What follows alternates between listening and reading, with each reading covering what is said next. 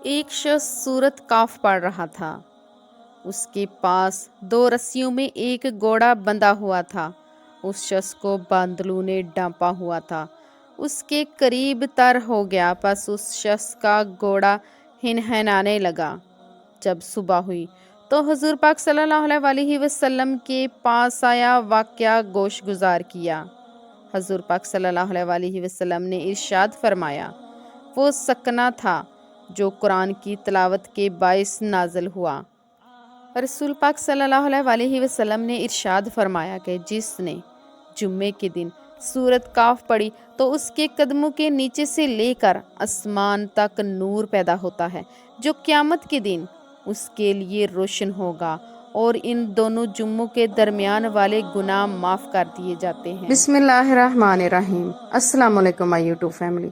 آج میں آپ کے لیے ایک ایسی سورت لے کر آئی ہوں جس کو ہفتے میں صرف ایک بار پڑھنا ہے، وہ بھی جمعے کے دن۔ جس نے جمعے کے دن سورت کاف پڑھی، اس کے قدموں کے نیچے سے لے کر آسمان تک نور پیدا ہوتا ہے، جو قیامت کے دن اس کے لیے روشن ہوگا، اور ان دونوں جمعوں کے درمیان والے گناہ معاف کر دیے جاتے ہیں۔ جس نے جمعے کے دن سورت کاف پڑھی تو اس جمعے سے لے کر دوسرے جمعے تک کے گناہ معاف کر دیے جاتے ہیں۔ کاف کے معنی غار کے ہیں۔ اس میں صحابہ کاف کا واقعہ بیان کیا گیا ہے، اس لیے اس سورت کو سورت کاف کہا جاتا ہے۔ اس کی ابتدائی 10 آیات اور آخری 10 آیات کی فضیلت حدیث پاک میں بیان کی گئی ہے۔ جو ان کو یاد کرے گا، پڑھے گا، وہ فتنہ دجال سے محفوظ رہے گا۔ جو کوئی اس کی تلاوت جمعے کے دن کرے گا تو آئندہ جمعے تک اس کے لیے خاص نور کی روشنی رہے گی۔ اس سورت کے پڑھنے سے گھر میں سکون، برکت نازل ہوتی ہے۔ ایک مرتبہ ایک صحابی نے سورت کاف پڑھی، گھر میں ایک جانور بھی تھا، وہ بدلنا شروع ہو گیا۔ انہوں نے غور سے دیکھا کہ کیا بات ہے، تو انہیں ایک بادل نظر آیا جس نے انہیں ڈھانپ رکھا تھا۔ صحابی نے اس واقعے کا ذکر نبی پاک صلی اللہ علیہ وسلم سے کیا تو آپ صلی اللہ علیہ وسلم نے فرمایا، اس سے پڑھا کرو۔ قرآن مجید پڑھتے وقت سکونت نازل ہوتی ہے۔ یعنی ایک صحابی سورت کاف کی تلاوت کر رہے تھے تو انہوں نے دیکھا کہ ان کو بادلوں نے ڈھانپا ہوا ہے۔ اس سورت کی برکت کی وجہ سے اس کا ذکر انہوں نے جب رسول پاک صلی اللہ علیہ وسلم سے کیا تو انہوں نے فرمایا، اس کو پڑھا کرو۔ اس سے یہ معلوم ہوتا ہے کہ اس سورت کو پڑھنے کی کتنی اہمیت ہے، اس کے کتنے فائدے ہیں، اس کا کتنا ثواب ہے، کیونکہ قرآن مجید اللہ تعالیٰ کی آخری کتاب ہے جو اس نے اپنے آخری نبی حضرت محمد صلی اللہ علیہ وسلم پر نازل فرمائی۔ سب سے بڑھ کر اس کی حفاظت کا ذمہ اپنے سر پر لیا، جیسا کہ اللہ تعالیٰ کا فرمان ہے، کنز الایمان، ہم نے اس کے ذکر کو نازل کیا اور ہم ہی اس کے محافظ ہیں۔ ترجمہ۔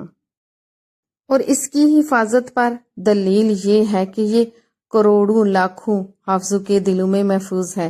جس طرح قرآن مجید پڑھنے، یاد کرنے کے بہت سے فضائل ہیں، اسی طرح اس کو پڑھانے کے بھی بے شمار فائدے اور فضائل ہیں۔ نبی پاک صلی اللہ علیہ وسلم کا فرمان ہے، تم میں سے بہترین شخص وہ ہے جو قرآن سیکھے اور سکھائے۔ نبی پاک صلی اللہ علیہ وسلم کا فرمان نصیحت بنیاد ہے کہ جس شخص نے قرآن مجید کی ایک آیت یاد کی اور ایک سنت سکھائی، قیامت کے دن اللہ تعالیٰ اس کے لیے ایسا ثواب تیار فرمائیں گے، اس سے بہتر کسی کے لیے ثواب نہیں ہوگا۔ اور جب قرآن پاک کی ایک ایسی سورت کا ذکر ہو، سورت کاف کا، جس کا ذکر حدیث پاک میں اس کے فضائل، اس کی اہمیت موجود ہے، نبی پاک صلی اللہ علیہ وسلم نے خود اس کو پڑھنے کے فضائل صحابہ کرام کو بیان کیے ہیں۔ سورت کاف کی اگر 10 آیتیں پڑھ لی جائیں تو اس کی اہمیت یہ ہے کہ وہ شخص فتنہ دجال سے محفوظ رہے گا۔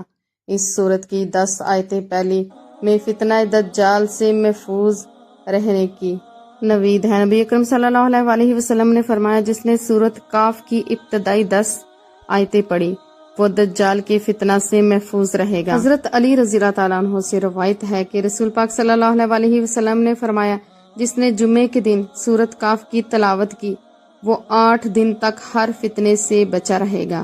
اگر دجال کا بھی فتنہ عروج ہو جائے تو اس سے بھی بچ جائے گا۔